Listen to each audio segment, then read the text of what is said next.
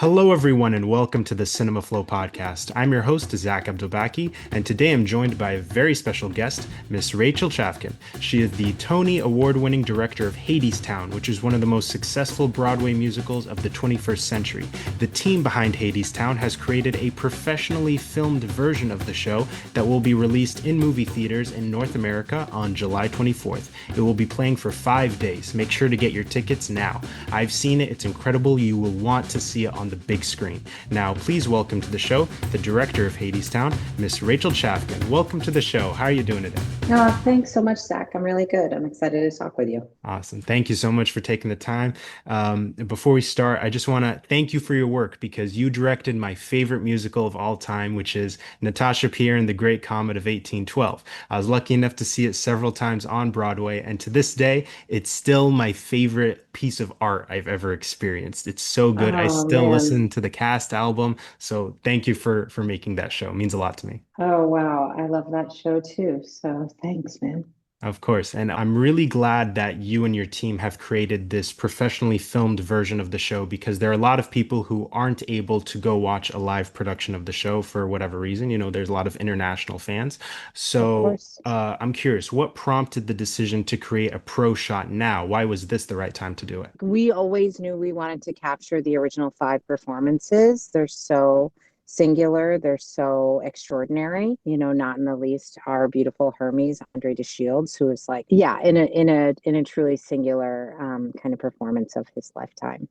And so the way that the schedule work in London is basically everyone shifts out after a year-long contract. And so it became very easy to sort of bring everyone back together because there had been an attempt to try to capture everyone before they left the show initially on Broadway. And for a number of reasons, that wasn't possible. But the opportunity to film it on the West End in London at the transition from year one to year two and extend our ensemble there in for the additional weeks of this run, it was very technically feasible and it made a lot of spiritual sense. One thing I'm curious about with professionally filmed versions of Broadway shows is how do they record the vocals and the instruments at the same time? Because you guys are filming it over the course of a week from a bunch of different angles. And I know that with movie adaptations like Les Miserables, they'll usually wear an earpiece because they have to record the vocals separately from the music. So how did you guys do that for Hadestown? Because it sounds very seamless. It sounds just like the cast album. Yes, everyone, there was no singing to pre-records. Hmm. Everyone, the sound was captured live each time we did it. And then, very importantly, our music team worked really carefully in concert with the production company that we were working with to set most of the score to click. And there were a few critical sequences, including like a very precious moment that's quite out of time in Flowers that were left. For those who don't know, Flowers is Eurydice's Act Two soliloquy. So like that had a section in it that was able to stay unclicked. And a big part of that actually was I had the strong desire right from the earliest planning stage to try to capture Flowers in one single shot as a oneer that would slowly close in on Eurydice over the course of the song. And Eva Noblezada is such an extraordinary actress and vocal performer that we ended up with not one but like three exquisite versions of that. And then ultimately, I think quite specially, we opted for one that was from our Friday Night Live performance when we still had the jib and were able to film over, kind of slowly closing in over the audience's heads. But yeah, everything that you hear is being played live. So there may be like a couple supplemental places where for whatever like radio frequencies or something, there were backup sort of security pre-records, but for the most part, everything you're hearing was played live before the cameras. That's amazing. And yeah, the one you chose for Flowers is really great. I'm curious, how did you and your cast prepare for these performances specifically? And did they perform differently whenever they had like a close angle versus like a very far away angle, or was it pretty much the same every time? That's such a good question. We had 6 to 9 different cameras rolling for every single take we did. And so the performances were the theater performances. Now, importantly, me and the original five had a big conversation as we were starting out about were they trying to replicate what the performances were when we first made the show or when each of them left the show in 2022 and 2023. And almost immediately it was like, no, that's not what we're doing. We're capturing London 2025. That's like when you see the film, that's the opening Chiron of the film is London 2025. So it is very specifically this moment. It is all of the wisdom and scar tissue that these actors were carrying in that time, because of course we made the show before the pandemic. So we had seen a lot over the course of making. And the performances that they gave for the cameras are the performances they gave to the audiences who saw the show over 3 very special days in London. That's amazing. And I'm wondering, have their performances evolved in any way from the beginning till now? Like, have the performances evolved in general over the last like 5 years or since they did it before? Yeah, absolutely. Each of these performances evolved radically over, I mean, Amber and Patrick, Amber joined the show in summer of 2014. Wow. She was with us from the very first development because, of course, she and I knew each other intimately from the team and from Natasha, Pierre and the Great Comet. So, and then Patrick joined in 2015. So those two performers alone went into the capture with a decade of working on these characters. So it's endless. Their capacity for deepening, for nuance, for simplicity, which I think simplicity only comes in a performance when you really trust the like depths underneath it all. It was sort of bottomless. And I continue to, I've spent all year in the editing room with Brett Sullivan and the whole team from Steam. And I just like continue to laugh out loud or like gasp at some of the things these performers do that I had never even seen before. And I've watched this show, a lot of times. For sure. I also want to talk about some of the themes in the show because one of my favorite things I always take away is the power of optimism. Like there are people who look at the world for what it is, and then there are people like Orpheus who look at it for what it could be or should be, in spite of the way that it is. And I love that the ending note is that we're going to sing this song again because this time it might turn out happily. So I'm wondering if you could speak to that theme and what it means to you personally. And do you find that you're able to be optimistic like Orpheus? And what can we learn from him? Oh, Zach, that's a super sweet question. Yes, I am definitely when I teach the show to new actors, because of course now I've had the great fortune to like help along with our incredible associate directors and our choreography team and music team. We've welcomed a lot of new artists into the show. And every time I like talk about the cosmology of the characters and the incredible rhymes that Aeneas has built into the show. And so I always teach, look, there are characters of doubt, which are Hades and Eurydice, who rhyme in that sense of being like rooted in doubt for whatever reason. And there are characters of faith, and that is Orpheus and Persephone, and Hermes, of course, a close cousin to them. And this idea that if no one takes too much, there will be enough. And I'm definitely oriented that way. And I am so endlessly moved by how Aeneas managed to like let the tragedy truly be a tragedy and not make it sentimental in the loss. And there is this incredible like continuing gesture that extends past the edge of the play, which is Hermes' commitment to retell the story. And I think that really speaks to a belief in the possibilities of solidarity, a belief in the possibilities of faith, and this need to keep going. And I mean, I truly believe at the end of the world when there's just fire and ice. And what I really mean is just the end of humankind, because I do think the Earth will recover from us. There's going to be two people alive, and one will be telling a story to the other. And you did a good job of showing Hades' humanity, even though, he's ruthless and evil, he's still a very three-dimensional character. And I think that rings true to how people are in real life. And one of the saddest moments for me is when Eurydice wants to believe he has a heart and says he can't say no, when they're going to ask him if he'll let them go. So I'm wondering if you could talk about how you created the character of Hades and how you and Patrick Page created like a very nuanced three-dimensional villain. Oh, yeah. I mean, look, there's not too many actors in the world who have thought more about villainy than Patrick Page. I mean, he made an entire show about it called All the Devils Are Here, where he shares and philosophizes and like talks about some of Shakespeare's great villains and manifests sections of those roles in the show. And it's like one of the most overwhelming versions, for example, of Merchant of Venice and Shylock that I've ever seen. You know, he thinks really deeply about the vulnerability, the brokenness, the pain that is at the root of nastiness. And when he and I talked about Hades in this show, I always said to him, like, I actually think Hades laid the first bricks of Hadestown himself. Like at core, he is a builder. So yes, there are capitalist overtones, and he has become removed from the work. And his enslavement of the people in that company town is very important to the story.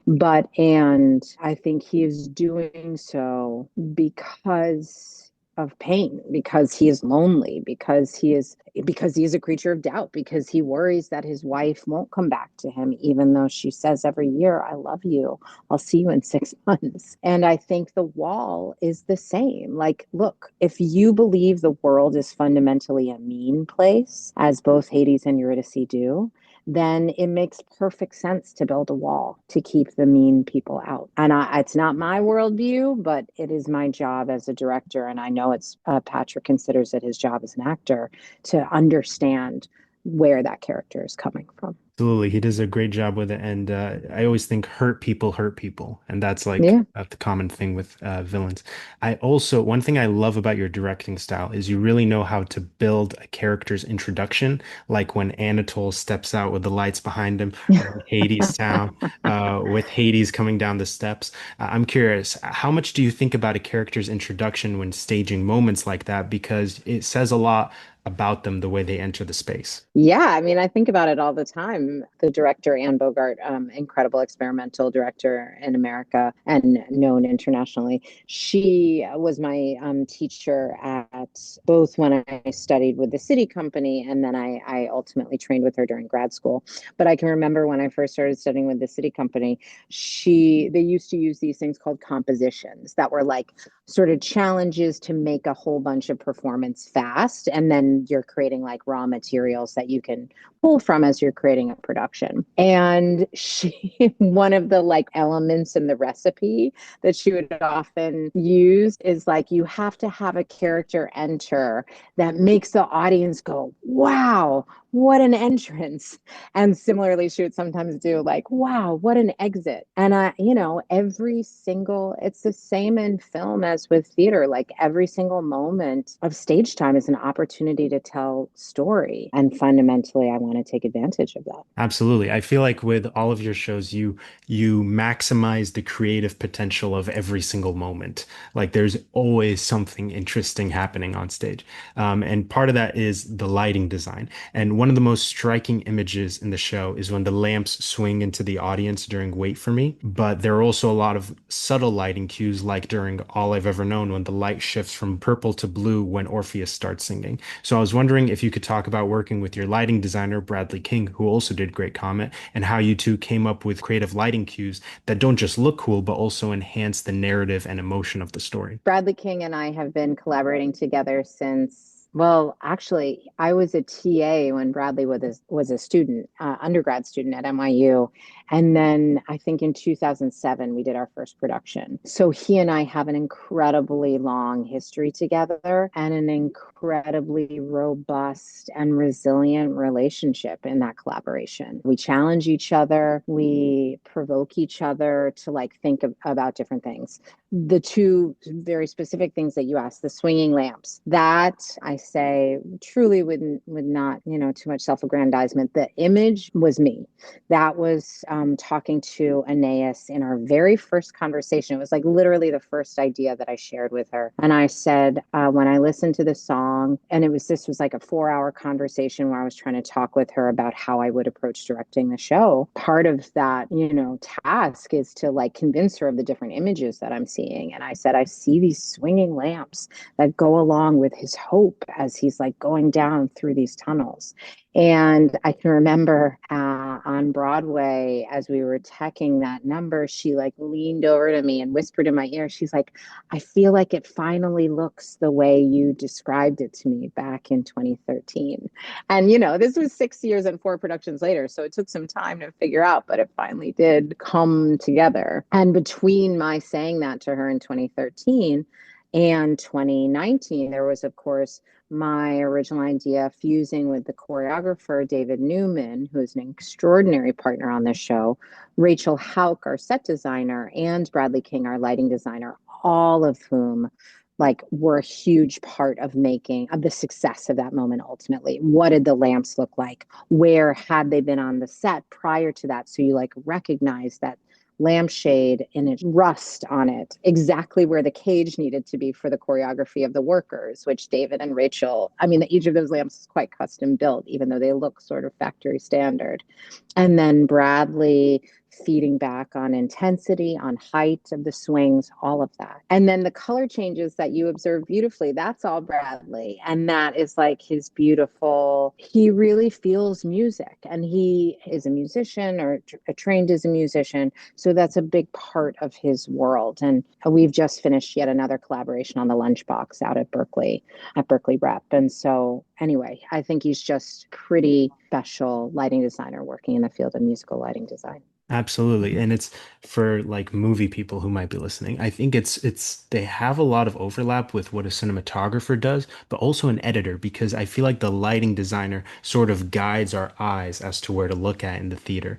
All of the Absolutely. Yeah, in all of his shows, he does such a great job. I also want to touch on the scenic design of the show. You have a beautiful set that has a New Orleans bar vibe, and it also includes a revolving turntable on the stage. I was wondering if you could talk about what the revolving stage allows you to do narratively that you wouldn't be able to do with just a standard stage. Yeah, I mean, look, fundamentally, the central action of the show is a journey, is a walk. It's the climax of the show is Orpheus and Eurydice walking out of hell.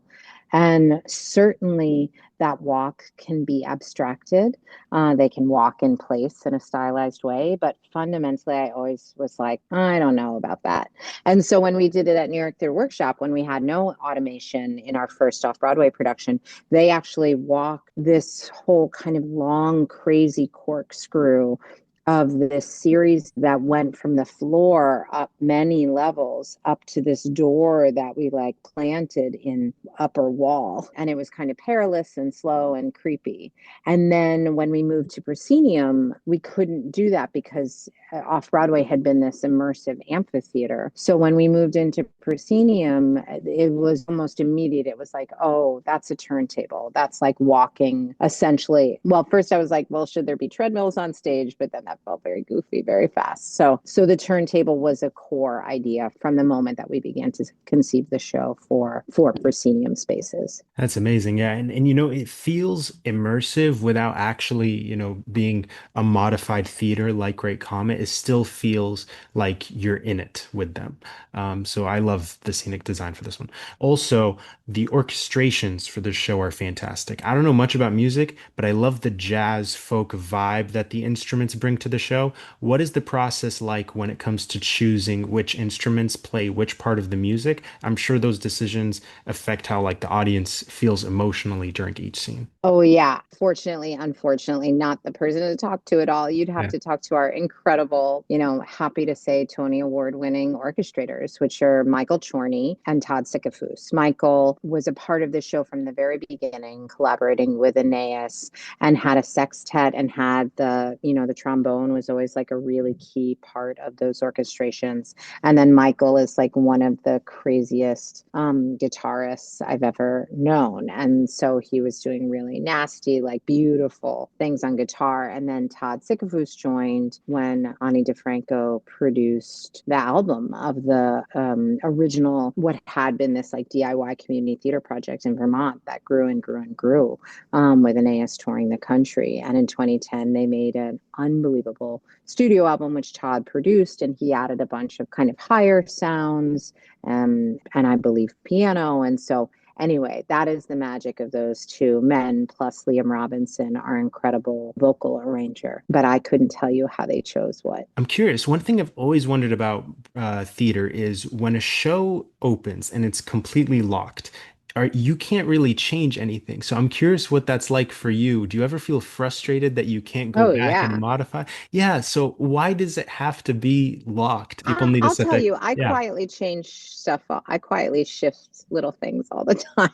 I can't do anything that would change a lighting, a lighting cue. So it's all very subtle stuff. And frankly, that's necessary because Hadestown has very happily embraced. We have never been trying to carbon copy one actor into another actor's path. And so every time new performers step into these roles, there is necessary change of interpretation of how a character is charming or scary or all of the things that they do to get what they want. So the show actually has quite a lot of give and take, organic evolution in it. Yeah, for sure. And actually, bouncing off of that, when a new actor comes into the Broadway version or the London version, do you have to go, like you said, teach them like the role and rehearse with them? And how does that work when you're still involved in something like Lunchbox, which has probably taken most of your time? Yeah, yeah. So I am very fortunate to have a core of extraordinary associate directors and associate choreographers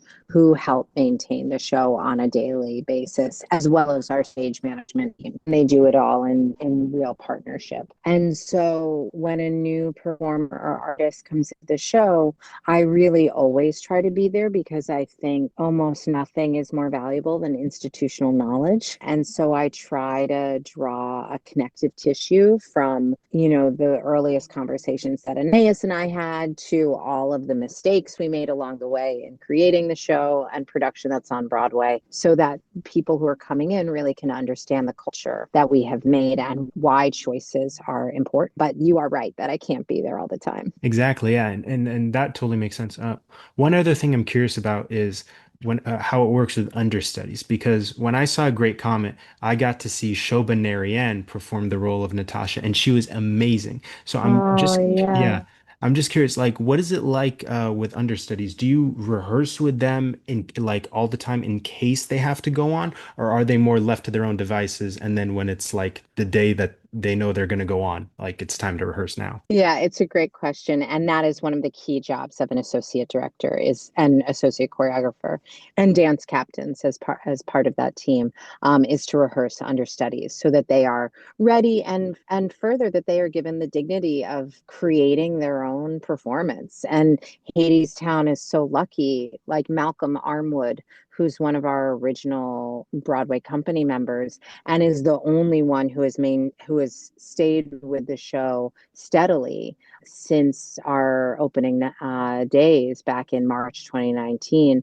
Malcolm is one of the most spectacular Hermes, in addition to being like an exquisite dancer and mover as one of our worker ensembles. So we are very, very lucky to have some extraordinary actors in our understudy core. Absolutely. And it's a hallmark of a good show when like the understudies give just as good performances, but also different, than the principal cast.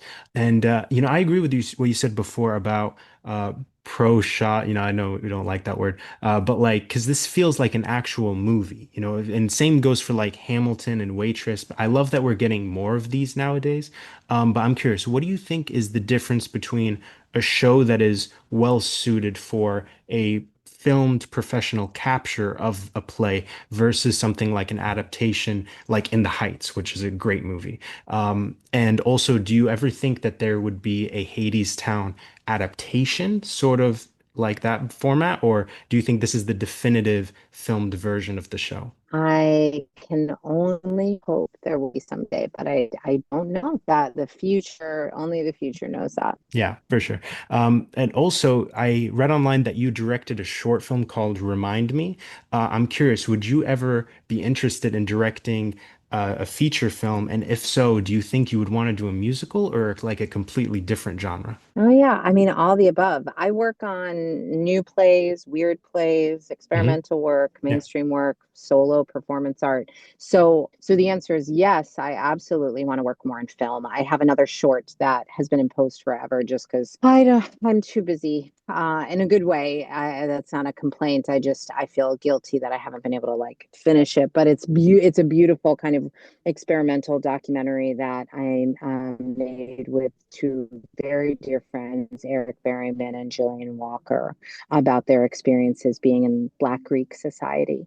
And it feels still very urgent. And so, anyway, I love working in film. I'm working on a screenplay. I'm talking with friends about historical epics and talking about really quiet, weird, simple, wordless things. So, yes, yes to all of it. Well, I would be so excited. I'm very excited to see that short film and everything you do. I'd love to see what your like feature film debut would look like because I bet it'd be amazing. Um, Thanks. And I have a business question for you. So for Hadestown and for most musicals and plays, what is the process like getting the financing for like initial productions? Are theater directors involved with that at all, like pitching, or is that all like left up to the producers? No, no. I mean, as a freelance director, I'm very key to helping architect a path towards one production and then the next and then the next. And that might be about talking with nonprofit partners. That might be about helping talk to potential investors. There are general partners, meaning lead producers, who I have had the joy of developing quite deep relationships with, Mara Isaacs and Tom Curtihy on Hadestown being two of many. So yes, I think when one of the things that makes a director desirable is their ability not just to it's two things. One, it's the artistic vision, and two, it's the concrete ability to architect process, which includes helping architect funding. Yeah, definitely. And the show won 8 Tony Awards and was nominated for 14 that year. And so many people in your team were recognized for their achievements. But I'm wondering, is there a crew position in theater that is generally underappreciated? Like in film, many people don't know how important the focus puller is. So what's the equivalent of that in theater? Who are like the most undervalued players? Oh God. I mean, there's so many people who are undervalued in theater. I mean, I'll lift up every, ensemble member, including swings, who it's unbelievable the job of a swing because particularly in Hadestown, our swings have to cover all five workers. They have to, including like we've had femmes or people who sing higher going on for workers who are supposed to sing quite low, and we've had masks going in for people who are like singing in the rafters. Our one of our heavy hitters, T. Oliver Reed, who's now one of our like main associate choreographers. Oliver went on for one of the Fates one time with no warning. So swings are jaw dropping. And then I don't, we have our A2s who like keep everyone's mic pack healthy and test them test every channel, every single show. It's really, there's so many people who make plays happen. Absolutely, it takes a village. And also, I want to get your thoughts on something when it comes to rehearsal.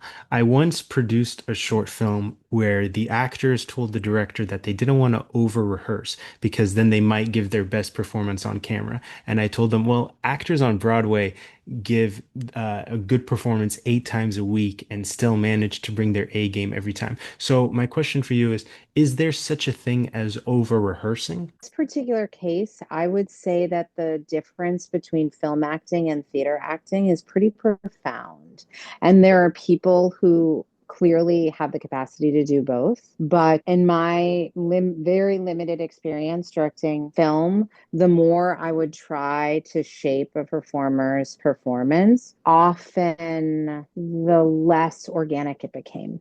And so I think the capacity, the celebration of liveness, and I guess I would say, having done pre-production for a feature before, my sense was it's very helpful to like figure out the marks and the like architecture that the scene is going to go through. But I would imagine emotionally that would need to get rehearsed a very different way, or like discussed and excavated a very different way than a theater show would be. I would also observe that theater has to be repeatable 8 times a week, for if at least if it's in a commercial space. You know, there's some experimental theater that doesn't, but that's not what I'm talking about in this particular moment. But for the most part, you got to be able to do it 8 times a week. Whereas with a film, you really only have to do a scene, you know, a few times, depending on the director. And so you can, I think, be probably quite a bit more reckless with your, you know, instrument, that is your body, your voice, etc., than you need to be in a theater show where you can't be grinding your vocal cords 8 times a week in a dangerous way. Yeah, for sure. And also, it seems like every actor is different. So I think some people, you can rehearse with them or practice with them in a different way than other people. Yeah, Yeah. totally. There are going to be a lot of people who have seen Hadestown a million times that are going to bring their friends to see it who have never seen it. For those people, like me, who I'm taking like 5 friends to see it who don't know anything about the show. Yay! Yeah. But how much should I tell them about the show? Like, should I send them a few songs or give them a briefing, or sh do you prefer people go in blind? Oh, I would never dictate how an audience member should come to the show. So I leave that to you and your friends. Okay. I'll probably familiarize them a little bit, but I don't want to spoil too much. Also, where do you like to sit in a theater? Because personally, I like the front row, right the middle, if I can get it. But I know some people are like, no, they want further back. What's your general preference? Yeah, my preference would definitely be like mid orchestra or front of mezzanine, Yeah. because I like to be able to see the lights. I like to be able to see the total picture. And there are other, like, I can really get into sitting in a front row, definitely. But those aren't the type of rewards I'm most drawn to, particularly if I'm seeing something for the first time. I want to sort of experience the whole thing. Yeah. I sat in the box seats for Hadestown the first time I saw it on Broadway, and that was a really great seat. Your show's always like pretty much every seat is a good seat. It's like, I try. I mean, I genuinely try. Comet is, Comet was its own very unique. For those who didn't see the show, it was entirely immersive. There were about 1,200 seats in the theater, including about 150 seats on stage. And in that show, definitely, I always wanted to sit on stage if I could. absolutely. But, I'm going to get into the lunchbox soon, but since you mentioned Comet, do you have did you keep any memorabilia from the show? Like, do you have any props or costumes that you guys kept? What happened to everything? Yeah, of course. I mean, I have from the Ars Nova production, like a small little Tolstoy picture. There were so many knickknacks. I have shakers, I have Russian nesting dolls that either were opening and night gifts or were part of the set in some way. Yeah, that show was very, very special to me, and it had a long road as well from Ars Nova development in 2011 and that production in 2012 all the way to Broadway opening in 2016. So. Absolutely. And I know that you and Dave are both super busy doing lots of stuff. Dave has the Octet movie coming soon. Yes, So he excited. does. Yeah, I'm curious. Do you think if the right project comes along, do you think you guys will work again someday or, you know? Oh yeah, I mean, Dave and I remain extremely close, and we've done so many shows together. There was Comet, obviously. We did Preludes. Prior to that, we did Three Pianos. There's Moby Dick. I really hope we return to Moby Dick at some point. It was a scary one on many fronts, but I think it was. I believe in that show very deep, very deeply, and I believe very deeply in Dave as a writer and what Yeah. he was doing in that show. Absolutely. It's like I saw obviously and I loved it, but there's no cast album. There's only a few tracks. So like most of it, like I can't remember all the details, but I loved it. I really hope you guys do that one again. It was right before COVID, Yeah, it but was right before COVID. It closed in January 2020 or February 2020. Yeah. yeah, I live in LA, so I went to New York. I watched Hadestown, and then literally that night went to Boston, and then the next day watched Moby Dick. So it was like the best double feature ever. Oh my God. Wow. Wow. Yeah. But I want to ask you about the Lunchbox because this is a musical based on a movie I've seen. I really love this movie. It starred Irfan Khan, the late great Irfan Khan, and you've directed the musical, which is at the Berkeley Repertory Theater until July 12th. I'm curious what attracted you to this project, and were you familiar with the film before being approached to work on it, or how did it work? Yeah, so I remember the film from when it came out and was blown away by how beautiful it is. It's a longer story, but yes, fundamentally the film takes my breath away, and this was one that I got sent the materials. I was like, I remember that movie. I listened to the score, to the first number, the very opening of the score that Daniel and Patrick Lazor have composed in deep collaboration with Ritesh Batra, the original filmmaker who has written the book for this and collaborated on lyrics as well. And I was like weeping in bed in London listening to this while I was making the Hadestown film. And I just was blown away by it. And I said yes. And I have never worked at Berkeley Rep on production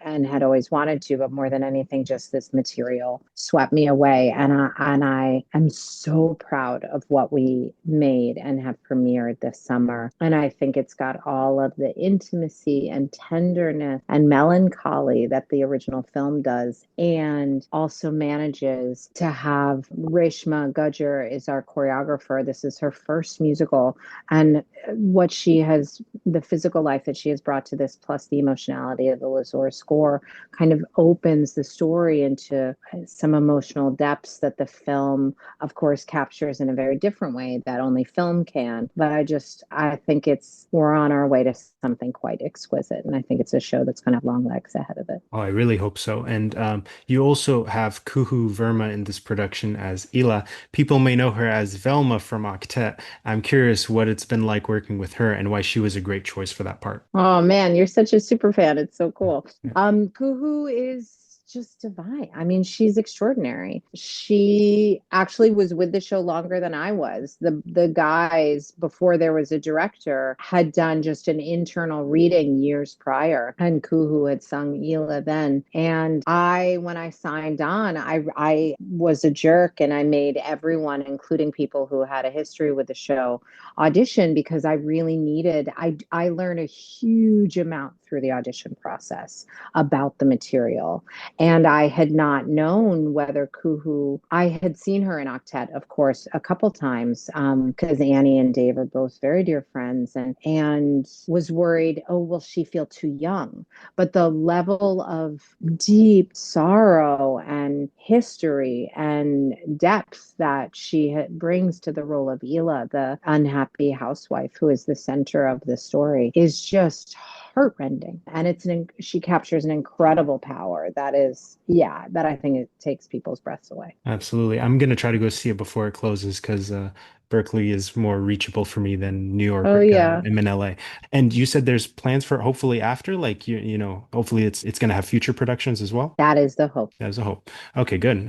Excited for that. And also, what's next for you? I heard that you're doing a play at the Public Theater called Welcome Table. Yes. Oh my gosh, I'm very excited for this. So this will be next winter at the Public. We're with the playwright James Imes, Pulitzer Prize winner for Fat Ham. James is an extraordinary writer, and he found out about this quite infamous meeting that is total mind blowing, but very, very few people have ever heard about, that happened in May 1963. The Children's Crusade was underway and was being met with extraordinary violence from white establishment forces. And at the height of this movement, James Baldwin, sends a telegram to Attorney General Robert Kennedy.